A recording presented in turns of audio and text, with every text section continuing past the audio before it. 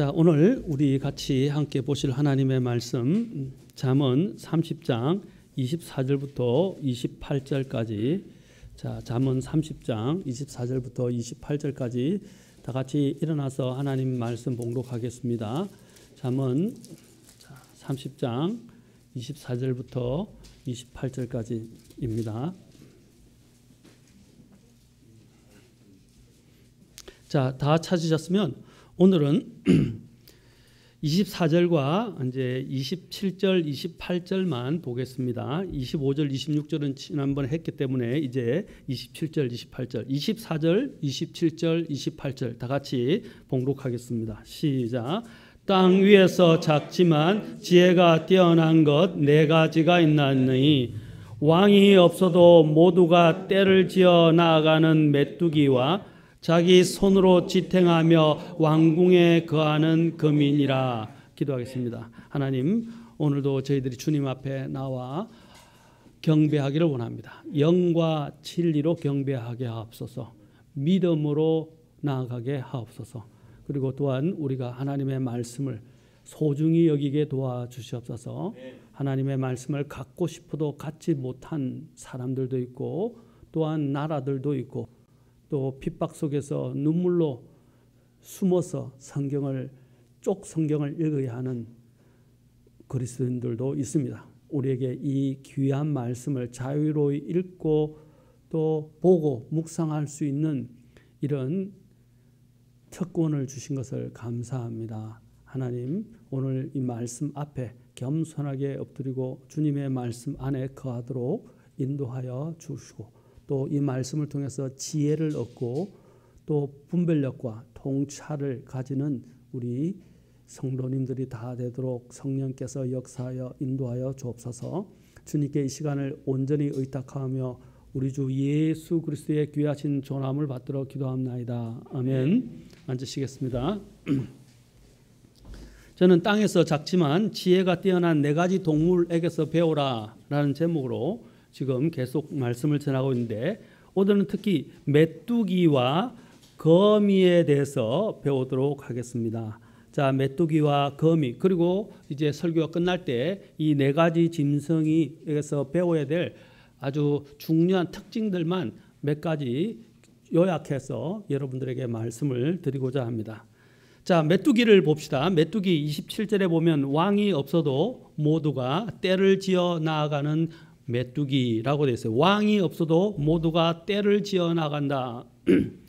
자, 이 안에서 우리는 많은 것을 배울 수 있습니다. 성경에서 아까 언급할 때 땅에서 작지만 지혜가 뛰어나다 그랬어요. 오늘 우리가 여기서 뭘 배워야 하냐면 바로 이 네 가지 짐승을 통해서 이 동물들을 통해서 우리는 지혜를 배워야 한다는 것입니다. 어떤 지혜냐? 오늘은 메뚜기를 통한 지혜에 대해서 배우게 될 것입니다. 첫째, 메뚜기는 왕이 없다라고 말합니다. 자, 왕이 없고 또 앞에서 작다라고 말하고 있습니다. 메뚜기 한 마리는 거의 눈에 잘 띄지 않습니다. 메뚜기는 그 자체로는 사실 보면 무해하고 보잘것없다고 할 수 있습니다. 그러나 메뚜기들이 함께 여행을 하게 되거나 그렇죠, 날아가게 되면 그들은 세상의 이목을 집중시킵니다. 메뚜기 떼가 초래할 피해를 하나님의 백성을 보내기를 거부한 파라오보다 더 잘 아는 사람은 없을 것입니다. 파라오와 이집트는 그 메뚜기 재앙을 통해서 그들은 엄청난 손실을 겪었고 고통을 겪었습니다. 자, 그런데 이 메뚜기는 그들에게 무엇을 해야 할지 가르쳐주는 왕이 없다고 말하고 있습니다. 앞에서 우리가 개미에게서도 봤죠. 그들을 다스리는 왕이 없다고 그랬습니다. 메뚜기 한 마리로는 할 수 있는 것이 거의 없지만 그러나 또 우리가 작은 이런 웅이니와 같은 작은 아이들조차도 메뚜기를 만약에 발견하게 되면 손으로 잡을 수도 있고 또 발로 밟아서 그를 완전히 뭉개버릴 수도 있습니다.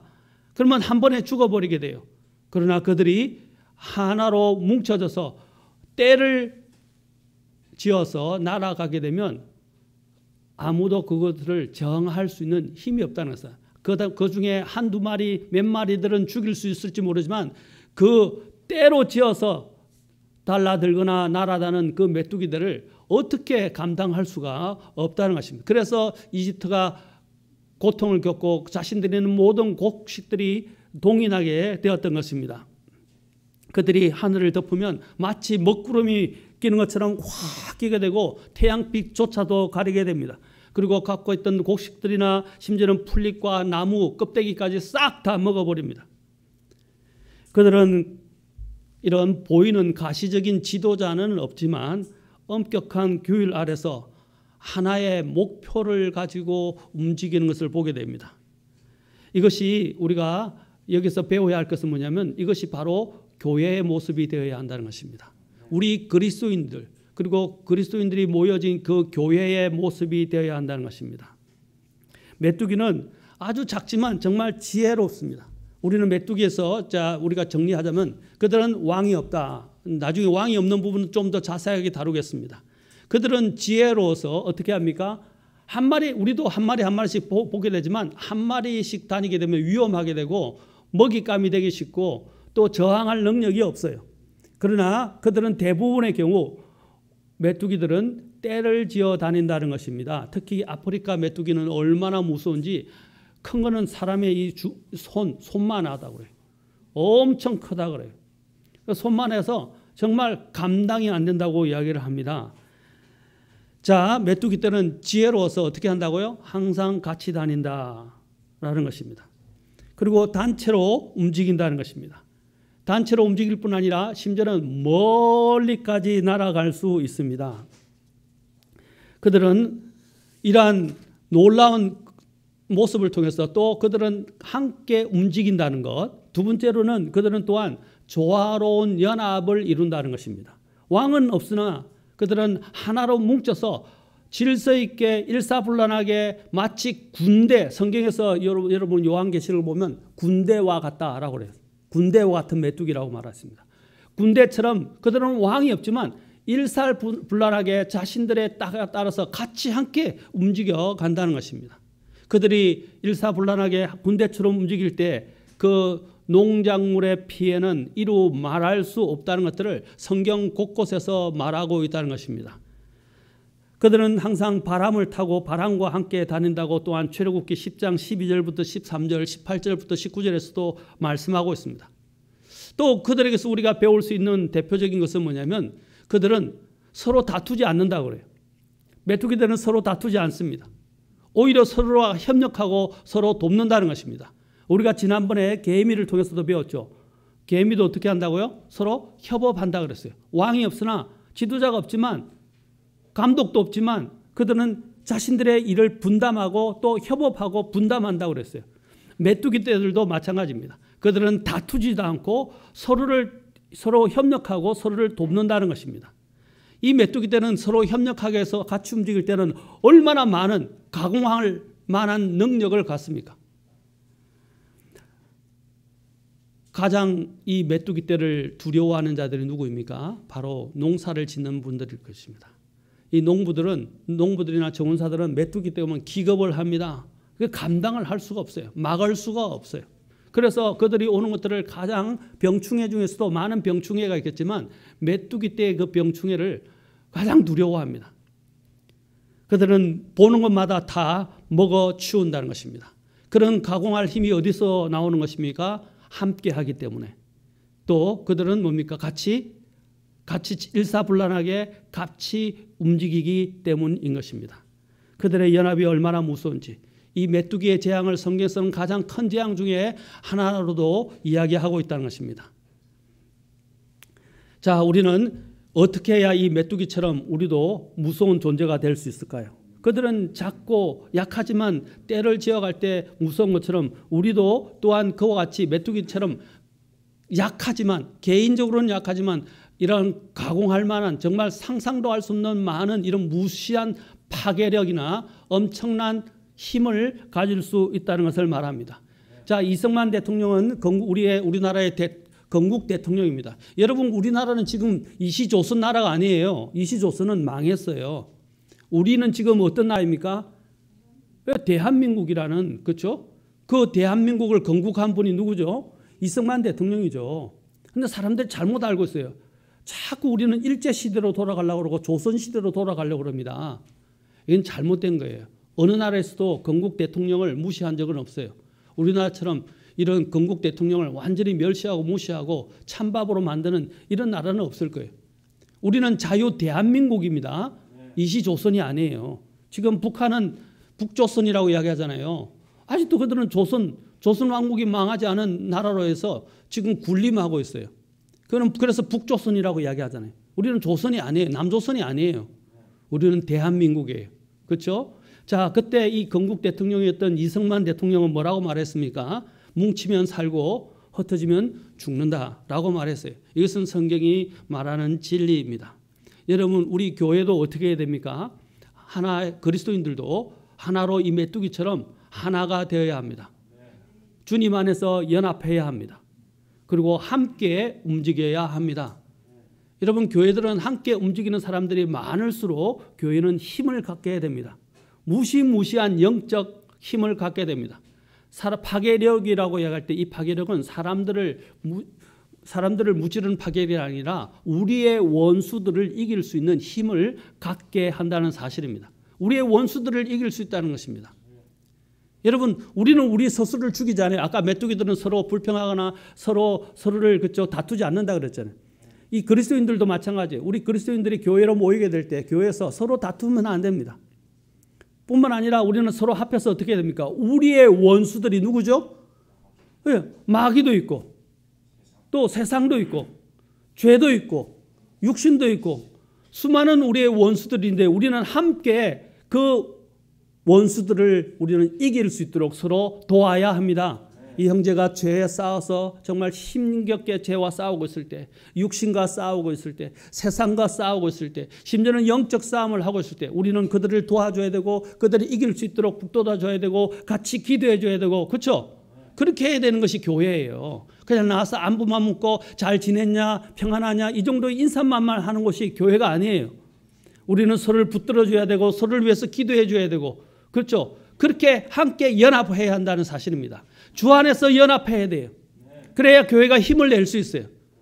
과연 나는 다른 성도들을 위해서 얼마나 기도하고 얼마나 서로를 잡고 서로 협력하고 서로를 위해주고 하고 있습니까?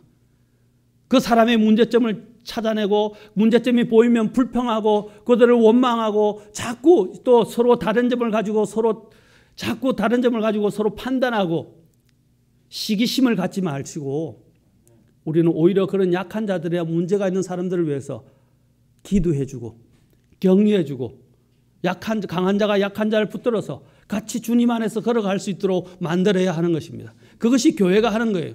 그런데 우리는 자꾸 우리는 다 약한 존재들이에요. 여기도 보세요. 다 약하잖아요. 메뚜기, 개미, 산토끼 전부 다 약한 존재들이잖아요. 그 약한 존재들이 무엇을 할 수 있나요? 다 약해요. 우리 그리스도인들도 각 개개인들은 다 약하다고요. 다 넘어질 수 있다고요. 강한 자라 할지라도 넘어질 수 있어요. 성경에서는 내가 선 줄로 아느냐 넘어질까 조심하라고 그랬어요. 우리는 다 넘어질 수 있는 존재들이에요. 목회자인 저도 마찬가지예요. 연약한 존재예요. 많은 사람들이 착각하는 것이 뭐냐면 목회자들은 슈퍼맨이라 생각해요. 그리고 자꾸 하나님처럼 생각을 해요. 아닙니다. 목회자도 연약한 인간이셨습니다. 연약한 인간이지만 모든 것을 이기신 분은 이 땅에 단 한 분밖에 없어요. 예수님밖에 없어요. 그러나 우리는 모두 다 약합니다. 저도 넘어질 수 있고 실수할 수 있고 실패할 수 있고 부족할 수 있어요. 그럼 여러분들이 해야 할 일은 뭡니까? 목사님이 그러면 어떻게 합니까? 저도 그럴 수 있어요. 그러면 저를 위해서 어떻게 해야 됩니까, 여러분? 기도하고 또 목사님이 설 수 있도록 낙심하지 않도록 또 기쁘게 사역을 계속할 수 있도록 격려하고 기도하고 후원하고 지원하고 해야 되지 않겠습니까? 마찬가지입니다. 여기 있는 우리 지체들 가운데 넘어지면 제가 제일 먼저 관심을 갖고 기도하고 여러분들을 위해서 애쓰겠지만 성도들끼리도 서로 애쓰면서 서로 계속 지원하고 이끌어주고 기도하고 붙들어주고 해야 하는 것입니다. 아멘. 그래야 교회가 되는 거예요. 교회가. 여러분 자꾸 내 문제에만 빠지지 마세요. 우리는 내 문제에만 빠지지 말고 우리의 지체들을 돌아보십시오. 물론 우리 가족들이 있죠. 육체적인 신체적인 가족들이 있어요. 그러나 우리는 영적인 가족이에요. 영적인 가족이라고. 맞습니까? 하나님의 집안에 속한 가족이라고 에베소서서 이야기를 해요. 이제는 자신의 육체적인 가족에서 넘어가서 정말 우리의 이런 영적인 가족들을 위해서 우리는 더 관심을 갖고 서로를 돌아보고 사랑과 선행을 격려하고 주님 앞에서 우리 같이 함께 나아가도록 힘을 북돋아야 합니다. 자, 여러분 가족들의 특징이 뭡니까? 물론 요즘 가족들이 해체되고 깨어진 가족들도 있지만 가족들이 적어도 기본적으로 그런 정상적인 가족이라면 어떻게 합니까? 한 가족이 문제를 일으키면 어떻게 하죠? 예, 꾸짖고 바로잡아 주기도 하지만 어떻게 해요? 또 기다리고 품어주고 그렇죠? 그렇죠? 또 잘 될 때까지 또 인내하면서 또 격려하면서 기다려준다는 것입니다. 마찬가지입니다. 교회도 우리 동일하게 함께 가는 데 있어서 약한 지체들을 우리는 기다려주고 인내하고 또 그들을 위해서 기도하고 격려해야 합니다. 때로는 물론 잘못된 것은 아빠가 자녀들을 징계하듯이 우리도 또 이 교회에서도 문제가 있는 죄를 지은 사람들은 징계해야 되겠죠. 그러나 그 외에는 어떻게 해야 됩니까? 같이 함께 마음을 모으고 기다려주고 인내하고 잘할 수 있도록 격려해 주어야 합니다. 아멘? 우리가 다 나같지 않아요. 우리의 착각 중에 하나가 뭐냐면 사람들이 다 나같이 되기를 원한다고요. 여러분 하나님은 그렇게 만드시지 않으셨어요. 우리를 각자 다 다르게 만드셨어요. 여러분 틀린 것과 다른 것을 우리는 구분해야 돼요. 많은 사람들은 다른 것을 틀렸다고 생각해요. 그것은 굉장한 잘못된 생각입니다. 다른 것들을 인정해야 돼요. 그것은 틀린 게 아니에요. 부부들도요. 서로가 눈이 멀고 서로가 막 연애할 때는 단점을 보지 못해요. 그러나 결혼하고 살면서부터는 어떤 일들이 일어납니까? 단점이 보이기 시작하고 다른 것들이 보이기 시작합니다. 그런데 부부 싸움에 일어나는 것들 중에 하나가 뭐냐면 잘못된 것들이 있는데 잘못된 것들은 물론 이야기하고 바로 잡아야 되겠죠. 그러나 성격적으로 다른 것들이 있어요. 그거는 어떻게 해야 됩니까? 인정하고 존중해 줘야 돼요. 다른 사람도 내가 다른 것 때문에 어려워할 수도 있고 힘들어할 수도 있어요. 그렇죠? 그러면 내가 어떻게 합니까? 우리가 그러잖아요. 저도 부부 쭉 오랜 동안 지금 이제 30년 가까이 이제 쭉 결혼 생활을 했지만 뭐라고 이야기합니까? 이제 그러잖아요. 제발 좀 나를 있는 그대로 좀 인정해 줘. 그렇게 이야기할 때가 있어요. 그런데 자기하고 다르다고 힘들다고 비난하고 막 이렇게 하게 되면 부부 생활이 되지를 않아요. 원만하게 서로 갈 수가 없어요. 다른 것들을 어떻게 해요? 존중. 당신은 원래 그렇게 만들어 주셨어. 그러나 물론 잘못된 거는 이야기하고 어려워진 부분에 대해서는 어떻게 해요? 서로 대화로 해결을 해야 되겠죠. 맞습니까? 그리스도인들도 마찬가지예요. 서로 다른 것을 인정하십시오. 서로 다른 것이 잘못된 건 아닙니다. 그런데 또 한 가지 아까 중요했지만 다르지만 서로 이야기를 해서 하나의 공통점을 이루고 그렇죠? 공유하면서 한 목표를 향해서 가야 하듯이 교회도 마찬가지입니다. 서로 다르지만 다른 것들을 인정하면서 같이 한 공동의 목적과 목표를 위해서 우리는 나아가야 합니다. 하나님이 교회에게 주신 목적이 뭐예요? 교회의 목적이 뭐예요? 교회가 해야 될 목표가 뭐예요? 우리는 그것을 생각해야 돼요. 우리는 그리스도 안에서 하나님께서 우리에게 주신 목적과 목표를 생각하면서 같이 가야 됩니다. 자꾸 목표와 목적을 잃어버리기 때문에 자꾸 딴 생각을 하게 되고 딴 것들을 가지고 자꾸 성도들끼리 서로 비교하게 되거나 자꾸 다른 것을 가지고 판단하게 되는 거예요. 그러면 교회가 교회를 이룰 수 없다는 것입니다. 우리는 메뚜기에게서 바로 그것을 배워야 한다는 것입니다. 메뚜기에게서 배워야 합니다. 메뚜기들이 아까 가공할 만한 그런 무서운 파괴력을 가졌다고 그랬어요. 출애굽기 10장 15절에 보면 메뚜기들이 온 지면을 덮으니 땅이 어둡게 됐다고 그러고 땅에 있는 모든 채소들을 다 우박으로 완전히 파괴되었던 남은 채소들까지 싹 다 또 나무들의 모든 열매까지 다 먹어버렸다고 성경에는 나와요. 얼마나 무시합니까? 나무 우박으로 남아가지고 겨우 먹어야 되는데 사람이 먹어야 되는데 그것까지도 다 없애버렸다는 거예요. 얼마나 무서워요. 자, 우리는 그리스도인들은 이런 파괴력을 말하는 게 아니라 세상에 선한 영향력을 끼쳐야 되고 세상을 변화시키고 또한 세상에 많은 사람들에게 그렇죠? 정말 그들의 삶이 변화되도록 하는 그런 영향력을 끼쳐야 돼요. 주님께서 그 영향력 중에 하나가 우리가 복음을 선포함으로써도 있지만 우리의 개인적인 또 삶을 통해서 그들에게 또 선한 영향력을 끼치시지만 주님께서 교회에게 주신 또 명령이 뭡니까? 서로 사랑하라. 그러면 사람들이 뭐라고 했어요? 너희가 내 제자인 줄 알리라 그랬어요. 서로 사랑해서 하나가 되는 거예요. 여러분 그 서로가 사랑해서 하나가 되면 그 힘에 대해서는 사람들이 압도를 당해요. 무력은요 사람을 강압적으로 무릎 꿇게 할 수 있지만 그 마음을 지배할 수는 없어요. 그러나 사랑은 어떻게 합니까? 그 마음까지도 무릎 꿇게 합니다. 우리는 어떻게 해야 된다고요? 메뚜기처럼 서로 연합하면서 서로 사랑해야 합니다. 아멘. 그리고 메뚜기 때는 무엇입니까? 그들에게는 보이는 왕이 없어요. 그러나 그들은 왕이 있는 것처럼 일사불란하게 움직입니다. 우리에게도 마찬가지입니다. 우리에게는 지금 보이는 왕은 지금 없어요. 그러나 우리에게는 보이지 아니하는 왕이 계십니다. 여러분 세상에는 이 아까 개미나 메뚜기나 또 수많은 그들에게는 어떤 다스리는 존재가 안 보이는 것처럼 보이지만 그들은 다 창조주 하나님이 가르쳐 주신 대로 움직이는 거예요. 참새 두 마리도 하나님의 허락 없이는 두 마리 중에 하나도 허락 없이는 하나도 떨어지지 않는다 그랬어요. 맞습니까? 하나님께서 사실 다 다스리는 거예요. 그들에게는 사실 보이지 않는 왕이 없는 것처럼 보이지만 그들에게는 왕이 있어요. 누구입니까? 창조주 하나님이 바로 그들의 왕이십니다. 교회도 마찬가지, 우리들의 왕도 마찬가지. 우리는 지금 보이지 않지만 우리들의 왕은 누구이십니까? 예수 그리스도이시라는 것을 우리는 잊어버리서는 안 됩니다.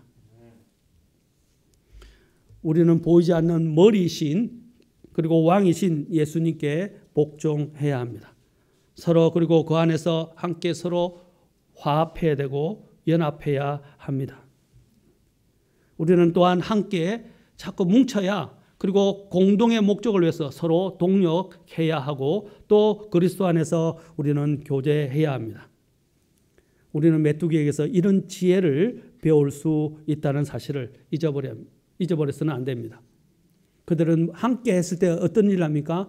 가공할 만한 이런 놀랄 만한 파괴력을 갖춘 것처럼 우리도 함께 일하게 될 때 큰 일을 이룰 수 있습니다. 저는 사람의 숫자에 대해서 말하는 게 아니에요. 있는 사람들마저도 함께 하게 될 때 놀라운 일을 할 수 있다는 것입니다. 바로 기드온의 300명의 용사처럼 말입니다. 그 수많은 대군들을 300명의 용사가 다 그들을 다 무찔렀어요. 맞습니까? 문제는 숫자의 많고 적음의 문제가 아니에요. 전쟁을 보면 꼭 숫자가 많다고 해서 대군을 형성했다고 해서 그들이 전쟁에 승리하지 않았어요. 가장 중요한 것은 무엇입니까? 하나로 연합했고 또 사기가 굉장히 중요하다는 거예요. 전쟁에서 제일 중요한 게 사기예요. 여러분 사람들이 실제 전쟁터에 가면요.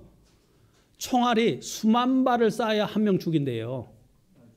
영화에서 볼 때 막 영화 같은 데 보면 총을 막 쏘면 막 사람들이 팍팍 쓰러지죠. 다 거짓말이에요. 총알이 그냥 바닥이 날 정도로 해야 한 명 죽는데요. 왜 그런지 아십니까? 영화에 보면 멋지게 탁 얼굴 들고 쏘죠. 그렇죠? 그거 다 거짓말이에요. 참 이렇게 쏜다는 거예요. 그럼 목표를 맞출 수가 없잖아요. 마찬가지로 우리도 싸움을 하는 데 있어서 우리가 혼자서 이렇게 싸울 수가 없어요. 함께 힘을 모아서 함께 싸울 때 우리는 이 모든 적들을 대항할 수 있다는 사실입니다. 사랑하는 성도 여러분, 우리가 의지할 분은 누구입니까? 왕이신 주님입니다. 주님의 명령을 받아서 주님이 움직이시는 대로 해야 합니다. 주님께서 우리를 다스리고 움직이시도록 하기 위해서는 우리는 어떻게 해야 됩니까?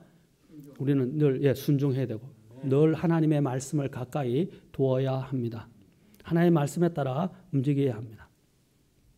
자, 그 다음에 이제 우리는 다투는 문제에 대해서는 특히 교회 안에서 서로 미워하고 다투는 문제, 용서하지 않는 문제는 큰 죄라고 생각해야 돼요. 그것은 왜냐하면 교회의 연합을 방해하기 때문에. 우리는 서로 아까 사랑하라고 그랬잖아요. 서로 용서하고 서로 미워해서는 안 됩니다. 하나가 돼도 힘이 부족한데 자꾸 서로 다투고 미워하면 어떻게 하나가 될 수 있습니까? 그것은 우리 각 개의 가정을 봐도 알 수 있잖아요. 가정이 서로 다투고 싸우면 어떻게 가정이 세워질 수 있겠어요? 교회도 마찬가지입니다. 우리는 지금 사실 우리나라도 거악과 싸우고 있어요. 특히 영적인 거악을 위해서 싸우려면 어떻게 됩니까? 이 문제에 있으면은 하나가 되어야 합니다. 제가 늘 이야기했죠. 이번 선거는 굉장히 중요하고 하나님의 그래도 가치에 많이 부합하는 정치 지도자를 뽑아야 한다. 그걸 아셔야 돼요.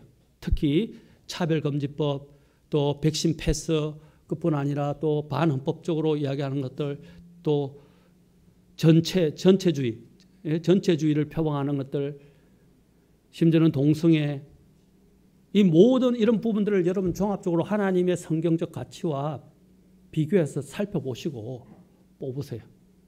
물론 그들이 공약하는 것이 그대로 다 지키는 사람은 없지만 그래도 하나님의 가치에 맞게 움직이는 그런 지도자를 뽑아봐야 된다. 오늘 성경 공부 시간에 잠깐 이야기했지만 선거는요, 최선의 지도자를 뽑는 게 아니고요, 차악의 지도자를 뽑는 것이다 라고 유명한 정치평론가가 이야기를 했어요. 누구를 뽑는다고요? 차악. 세상은 점점 더 악해지기 때문에 우리는 최악이 아니라 최악을 막을 수 있도록 차악을 뽑는 거예요. 아시겠습니까? 적어도 하나님의 가치에 부합하는 지도자를 뽑아라. 자, 두 번째, 그 다음에 우리는 거미에 대해서 보도록 하겠습니다. 거미 30장 28절을 봅시다. 여기는 뭐라고 되겠습니까? 자기 손으로 지탱하며 왕궁에 거하는 거민이라. 자기 손으로 지탱하며 왕궁에 거한다. 이 NIV 같은 경우나 개혁성경은 도마뱀이라고 그랬어요. 도마뱀이 아닙니다. 거미입니다. 거미. 거미들은 뛰어난 유연성을 가지고 집을 짓고 먹이를 잡는 문제에서는 굉장히 뛰어납니다. 어떤 거미는 거미줄을 그렇죠, 아주 거물처럼 탄탄하게 짓습니다. 그리고 그 거물에 걸려들면 빠져나가는 것은 거의 불가합니다. 어떤 거미는 또 땅에 구멍을 뚫어서 함정을 만들고, 어떤 거미는 거미줄 없이 땅에서 먹이를 찾는 거미도 있지만, 보통 일반적인 거지, 특수한 경우도 항상 있지만 성경은 일반적인 지금 거미에 대해서, 하나님이 만드신 일반적인 거미에 대해서 이야기합니다. 그들은 거미줄을 짜고 거미줄로 거물을 만들고 집을 만들고 또 그것을 통해서 그들은 먹이를 포획합니다. 그런데 이 거미의 특징은 무엇입니까? 그들은 자기 손으로 그 거미 집을 만든다는 거예요. 그렇죠?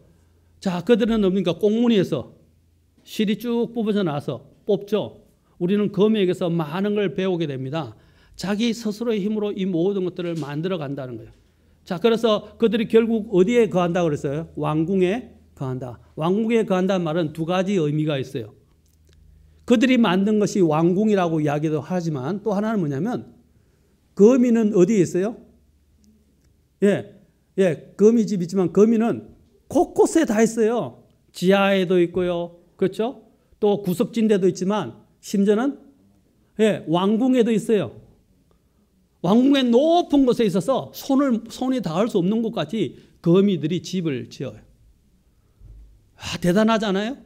그들의 처소는 온 곳에 있고, 심지어는 그들은 왕궁에 있고, 그들이 만든 거미집이 또 거미줄이 왕궁이에요, 일종의. 그 거미줄은요, 우리가 볼 때는 그냥 막 지은 것 같은데 그렇지 않대요. 굉장히 섬세하고 체계적이고 과학적이라고 합니다. 대단한 능력을 갖고 있는 것이죠. 그래서 성경은 뭐라고 그랬습니까? 그들이 왕궁에도 거한다. 그들이 거미들이 집을 짓는 것을 보면 정말 아름답고 과학적입니다. 각종 벌레들이 줄에 걸리게 되면 거미는 그 거미줄의 섬세한 가운데서 움직이는 진동을 느끼고 빨리 나와서 거미줄로 음식물을 꽁꽁 싸매서 그 안에 있는 체액을 빨아 먹는다는 것입니다. 이 얼마나 대단한 집이고 왕궁이고 요새입니까? 이러한 그 거미에 대해서 유명했던 강해 설교자의 대가였던 매튜 헨리 목사님은 이렇게 말했습니다. 훌륭한 기술로 자신의 내장에서 가는 실을 뽑아내고, 그리고 그들은 가난한 사람들의 별장뿐만 아니라 왕의 궁전에도 있다. 이렇게 이야기했습니다. 거미의 아름다움은 어디서 나오는 것입니까? 예, 자기 내부에서부터 나와요.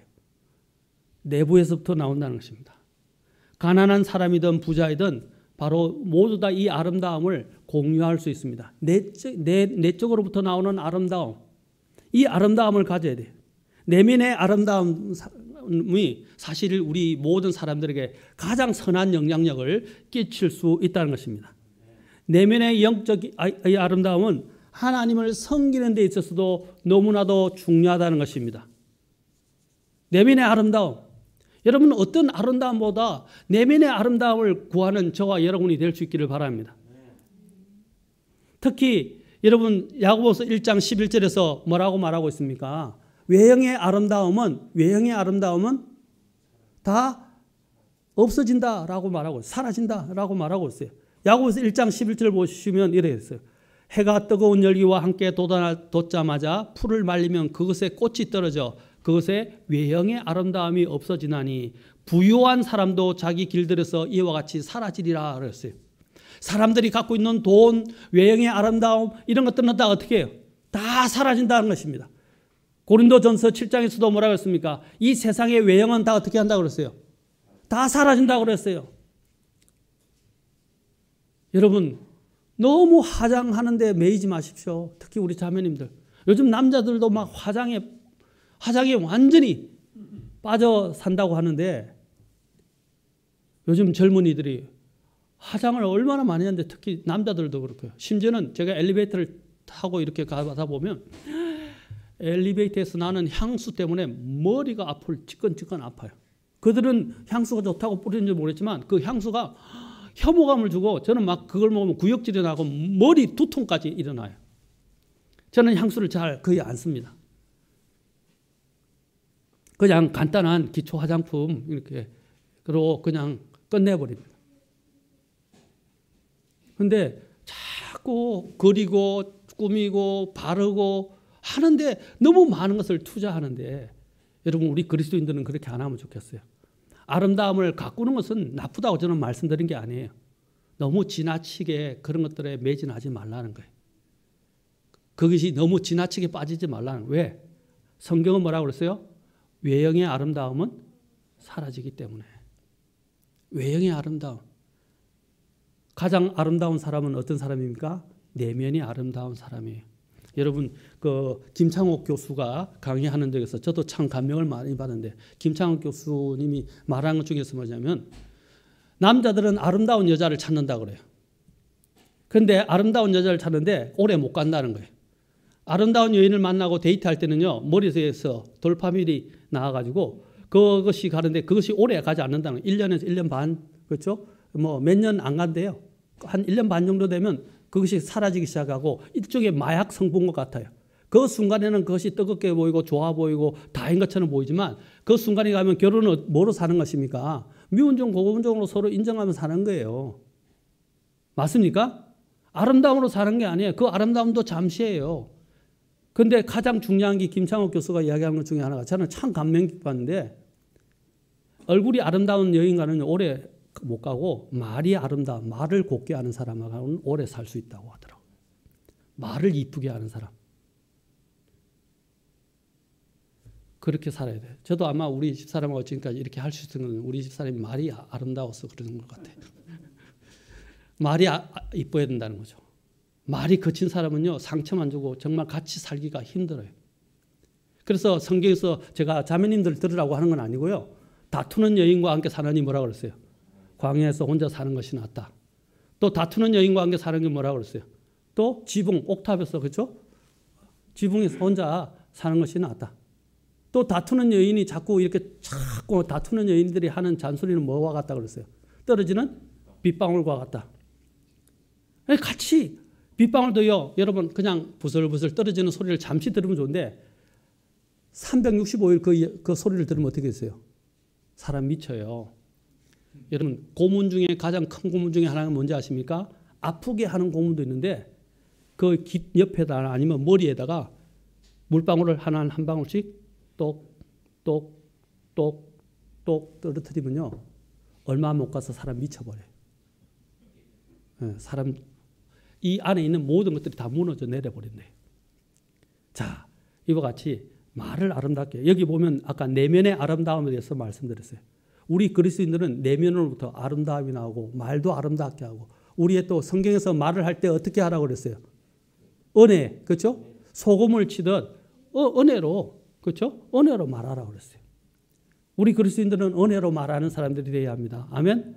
그냥 가시 돋쳐 있고 쏘고 찌르고 하는 그런 말이 아닙니다. 보통 우리가 좋은 충고를 할 때는 그것이 가시 같고 찌르는 말 같지만 그것은 오히려 상처가 되지만 좋은 거예요. 우리를 살리기 위해서 때로는, 그렇죠, 분명하게 충고해 주는 거예요. 그런 조언은, 지혜로운 조언은 들어야 되지만 그렇지 않은 경우에는 신랄하게 그저 비난하고 그들을 자꾸 들춰대고 또 막 뭐라 하고 비난하고 꾸짖고 하는 그런 것들만 자꾸 하게 되면 그 관계가 깨어지게 된다는 사실입니다. 우리는 내면의 아름다움을 가져요. 특히 내면의 아름다움 중에 가장 중요한 건 무엇입니까? 영적인 아름다움이에요. 영적인 아름다움 중에서도 경배의 아름다움이에요. 성경에서 경배할 때 뭐라고 그랬어요? 경배할 때 경배의 아름다움에 대해서 이야기를 하고 있어요. 하나님 보시기 그 경배는 얼마나 아름다운지 몰라요. 여러분 특히 경배 중에서 경배 가운데 하나가 뭡니까? 기도하는 거죠. 여러분 계시록에 나중에 다음에 보겠지만 계시록에 보면 그 기도가 어떻게 됩니까? 기도의 제단이 있는데 그 제단이 뭐라고 그랬어요? 향이 올라가는데 그 향이 뭐라고 그랬어요? 성도들의 기도다 그랬어요. 근데 그것이 얼마나 그 냄새가 향기로운지, 그렇죠? 향기로운 향이라고 말해요. 향기로운 향. 그게 아름다움이죠. 하나님 보실 때 아름다운 거예요. 그리고 시편 96편 9절에서는 이런 말을 합니다. 거룩함의 아름다움으로 주께 경배할지니라. 어떤 아름다움요? 거룩함. 거룩함의 아름다움. 내면의 아름다움 중에 하나가 뭡니까? 거룩함의 아름다움이에요. 여러분 보십시오. 이런 해프고 물건 사치스럽고 막 가는 이런 여자가 아름답습니까? 자기를 단아하고 잘 단장하고 검소하고 자기를 지킬 줄 아는 여인이 아름답습니까? 외적으로 막 자신의 이런 아름다움을 드러내는 아름다움이 정말 아름다운 여인입니까? 아니면 자신을 가릴 것 잘 가리고 단아하게 하고 말도 이쁘게 하는 여자가 아름답습니까?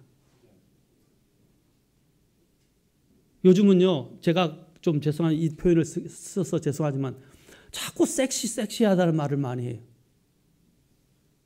여러분 그것은 굉장히 위험한 거예요. 하나님은 내면의 아름다움을 추구하십니다. 그래서 디모데서에서 여인들이 해야 할 일이 뭐라고 말하고 있습니까? 디모데전서 2장 가서 한번 잠깐 봅시다. 디모데전서 2장에서 어떤 아름다움을 여성들이, 또 베드로후서 3장에서도 마찬가지예요. 베드로전서 3장에서도. 자, 디모데전서 2장 먼저 봅시다. 어떤 아름다움을 가져야 하는가? 디모데전서 2장.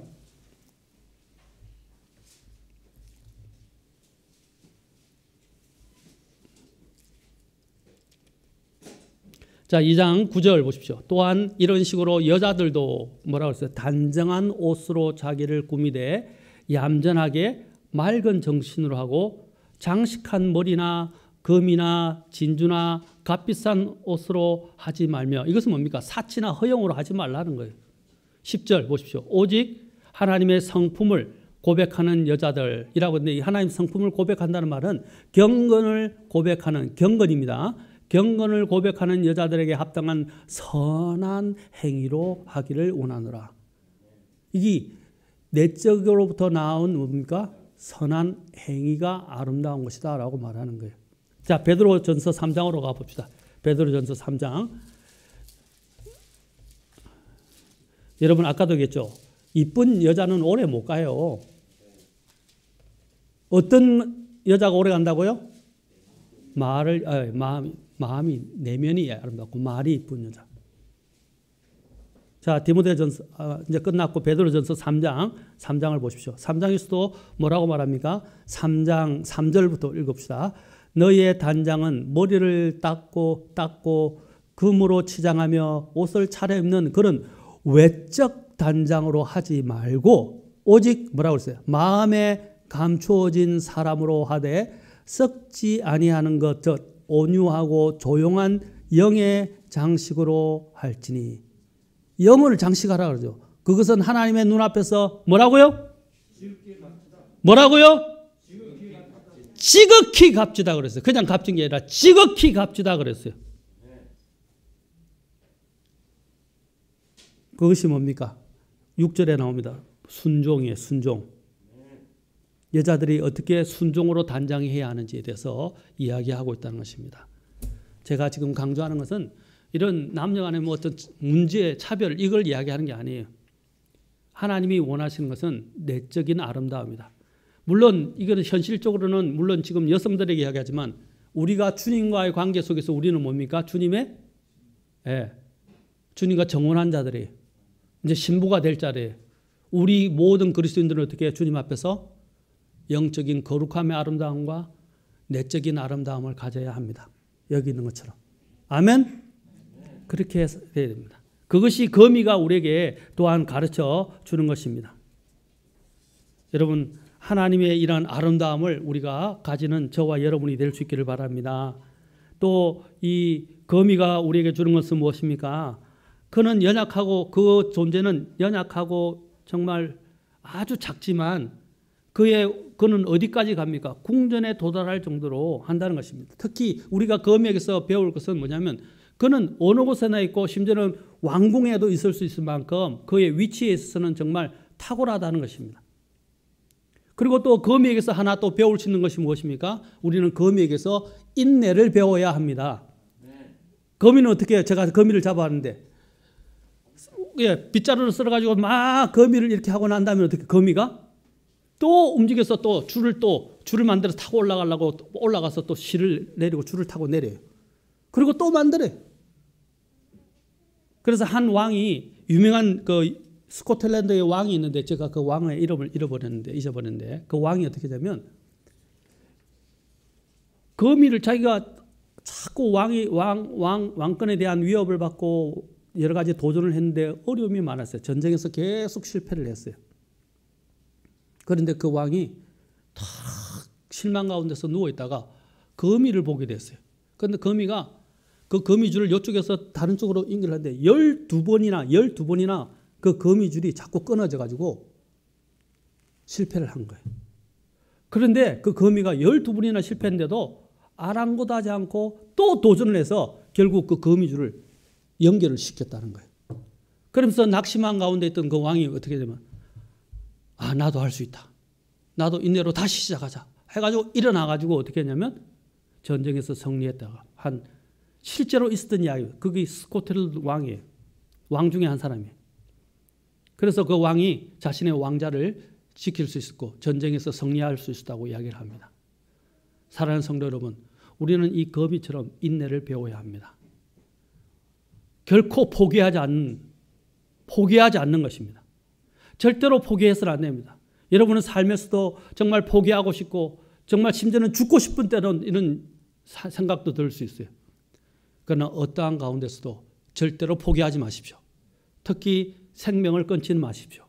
우리는 살아야 할 이유가 있고 하나님 앞에서는 너무너무 소중한 존재들입니다. 아멘?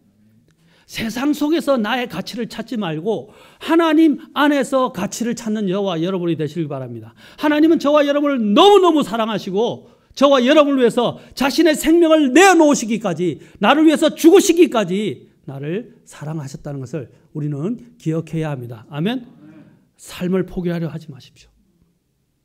절대로 포기하지 마십시오. 주님이 주신 이 생명을 감사하면서 붙잡으십시오. 주님은 함께 하실 것입니다. 또 하나 마지막으로 우리가 거미에게서 배울 수 있는 것은 무엇이냐? 이 거미가 갖고 있는 위치에 대해서 우리는 배워야 합니다. 위치. 여러분, 거미가 아까 어디에도 있다고요? 왕궁에도 있죠. 왕궁에도 있고 또 실제로 그가 지었던 그 집이 왕궁과 같다고도 이야기할 수 있어요. 이것은 우리에게 뭘 가르쳐 주냐면 우리가 그리스도 안에서 갖게 된 위치에 대해서 이야기하는 겁니다. 우리가 그리스도 안에서 갖게 된 위치가 어떤 거예요? 엄청난 우리는 위치를 갖고 있어요. 아멘? 자, 에베소서 2장으로 가서 한번 봅시다. 에베소서 2장.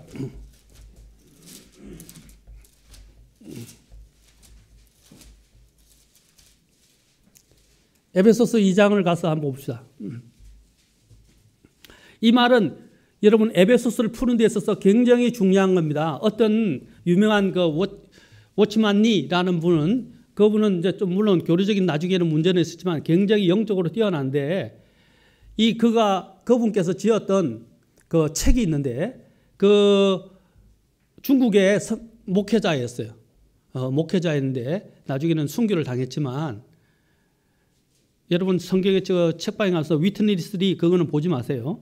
워치만리 정도도 보지만 워치만리의 또 계시록이라든지 뭐 이제 좀 다른 부분들은 조금 지양하지만 나머지 정도는 굉장히 영적으로 뛰어난 책이에요. 스피리추얼맨 같은 영에 속한 사람이라든지 또 이와 같은 또 이게 에베소서의 강해라든지 또 그리스도의 정상적인 그리스도의 생활이라든지 이런 책들은 굉장히 뛰어난 책입니다.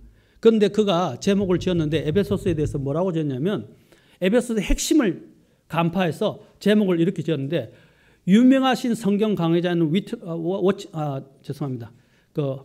자꾸 이름이 헷갈리네. 유명한 성경 강해자였던 그 목사님조차도 워런 위어스비 목사님도 이 워치만리의 이 책을 인용을 하고 있어요. 그 책의 제목이 뭐냐 그러냐면 우리나라 말로는 좌행참 이렇게 했어요. 참 어려운 말이죠. 그런데 영어로는 쉬워요. sit, walk, stand 이랬어요. 다시 말하면 앉고 그 다음에 행하고 걸어가고 그 다음에 서라라는 거예요. 앉고 행하고 걸어가고 서라. 그것이 에베소서의 핵심이에요. 그중에 가장 첫 번째가 sit이라는 단어예요. 이것은 뭘 말해주냐면 우리의 위치에 대해서 이야기하는 거예요. 그리스도 안에서 우리가 갖게 된 위치. 그것이 바로 아까 읽으려고 하는 에베소서 2장에 나와요. 에베소서 2장에서 같이 볼까요? 에베소서 2장에 보십시오. 뭐라고 말씀하고 있느냐. 자, 4절부터 보겠습니다. 긍휼이 풍성하신 하나님께서 친히 우리를 사랑할 때 보여주신 자신의 크신 사랑으로 인하여 5절 같이 읽겠습니다. 5절과 6절 같이 읽겠습니다. 시작. 심지어 우리의 죄들 가운데서 죽었을 때에 우리를 그리스도와 함께 살리셨고 너희가 은혜로 구원을 받았느니라. 또 함께 일으키사 그리스도 예수님 안에서 우리를 하늘의 처소들에 함께 앉히셨으니. 자, 여기 이거 sit이에요. 우리를 어떻게 하셨다고요? 예수 그리스도와 함께 우리를 하늘의 처소에 함께 앉히셨다 그랬잖아요. 우리가 어디에 앉아 있다고요, 지금요? 하늘의 처소들에 앉아 있다고 우리 이야기를 해요. 우리가 지금 어디에 앉아 있다고요? 지금 여러분 여기 앉아 있잖아요. 여기 앉아 있는데 어떻게 하늘의 처소에 앉아 있어요? 예, 그리스도 안에서 영적으로 우리의 영은 예수님과 함께 하늘에 앉아 있어요. 아멘? 이게 우리의 영적인 지위예요. 우리는 어디에 앉아 있다고요? 하늘 처소에 주님과 함께 앉아 있어요. 하나님과. 얼마나 놀라운 일이에요. 우리는 저 하늘, 이 세상의 만왕의 왕이시요 만주의 주이신 그 처소가 되시고 그 왕자가 되시는 그곳에 우리는 함께 앉아 있다는. 우리가 어디에 있다고 그러면요? 거미가 어디에 있다고 했죠? 왕궁에. 우리가 왕궁에 있는 자들이에요. 아멘? 우리의 위치를 생각하고 우리의 위치가 얼마나 대단하냐는 거죠. 그래서 제가 아까 워치만리에 대해서 얘기해요. 먼저 에베소의 핵심은 우리가 어디에 있는가, 어디에 앉아 있는가 하는 거예요. 저와 여러분은 어디에 앉아 있다고요? 하늘 왕궁에? 예, 하늘 왕궁에 앉아 있는 거예요. 그리고 또한 우리의 이런 능력을 보십시오. 자, 그가 아까 내적인 아름다움이 거미에서 나오는데 또 거미를 통해서 우리가 볼 수 있는 거미는 내면으로부터 어떤 게 나와요? 어떤 것이 나오죠? 생산 능력이 나와요. 맞습니까? 생산하잖아요. 뭘 생산합니까? 거미줄을 막 생산하잖아요. 멋있게. 그 생산하는 능력이 온다 이 말입니다. 그리고 거미는 어떻게 합니까? 어떠한 것들도 거미줄에 걸리면 다 그게 걸려들어요. 그것은 무엇입니까? 어떠한 적들도 이길 수 있는 힘을 갖고 있다는 거예요. 심지어는 저 건데 가면 엄청 큰 거미가 있대요. 거기는 웬만한 동물들도 걸려든다고 그래요. 쥐, 새 이런 것조차도 다 걸려든다고 그래요. 한 번만 엉키면요. 빠져나올 수 없어요. 그걸 다룰 수 있는 기술이 어디서 나옵니까? 거미는 거미 집에도 안 붙어요. 눌러붙지도 않고요. 그걸 타고 가요. 그리고 또 실을 자아내서 어떻게 해요? 먹잇감을 돌돌돌돌 말아가지고 그걸 다루듯이 공 다루듯이 다루고 저장해 놓는다는 거죠. 그것이 무엇입니까? 적을 이길 수 있는 능력도 나온다는 거예요. 우리가 어떤 존재입니까? 우리는 그리스도 안에서 이런 창조할 수 있는 능력을 갖게 됩니다. 아멘? 우리는 또 그리스도 안에서 어떤 능력을 갖게 됩니까? 우리의 원수들을 이길 수 있는 능력을 갖게 됩니다. 그래서 로마서 8장에서는 뭐라고 말합니까? 우리를 정복자들보다 그 이상이다 그랬어요. 우리는 정복자들보다 나은 자다 이야기해요. 그렇죠? 개역 성경은 넉넉히 이기느니라 이렇게 되는데 넉넉히 이기는 정도가 아니고요. 우리는 알렉산더나 징기스칸이나 이런 정복자들보다 어떻게 하다고요? 더 뛰어난 존재들이다 이 말입니다. 아멘? 자, 로마서 8장 가서 한번 봅시다. 성경이 말하는지 로마서 8장 가서 한번 봅시다.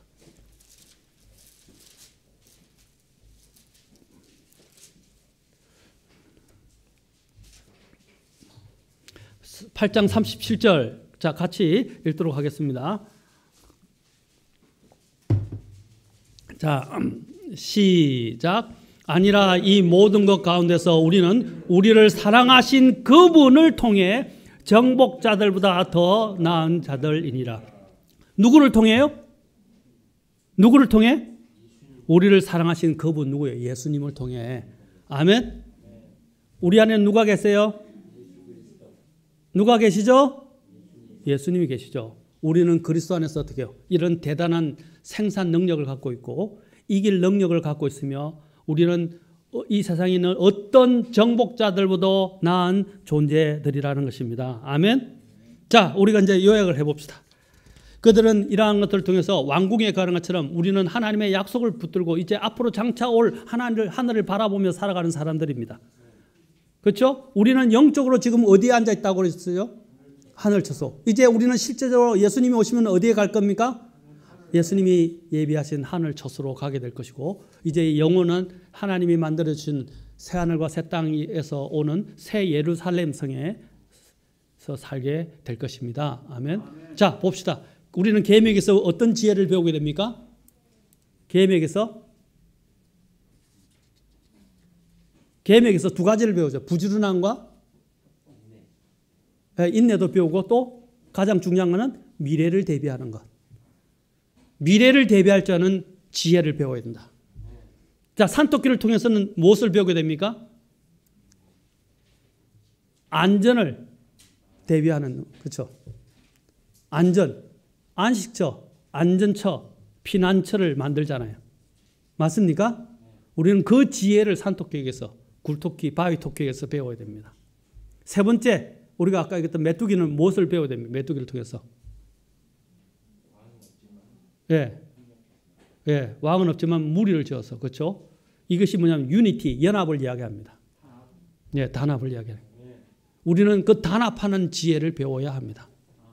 그들이 단합할 때 얼마나 대단한 능력을 갖게 됩니까? 힘을 갖게 됩니까? 네 번째, 우리는 거미를 통해서 어떤 지혜를 배우게 됩니까? 아까 뭐라 그랬어요? 어떤 지혜요? 작지만 그들은 뭐예요? 내면의 능력을 갖게 되죠. 그런 내면을 통해서 어디에 거한다고요? 왕궁에 거한다 이 말입니다. 우리는 내면에 누가 계십니까? 예수 그리스도를 모시고 그 위에 서라는 것입니다. 다 성경은 한 가지만 이야기합니다. 여기서 지혜를 배우는데 바로 항상 다 예수님과 연결되어 있어요.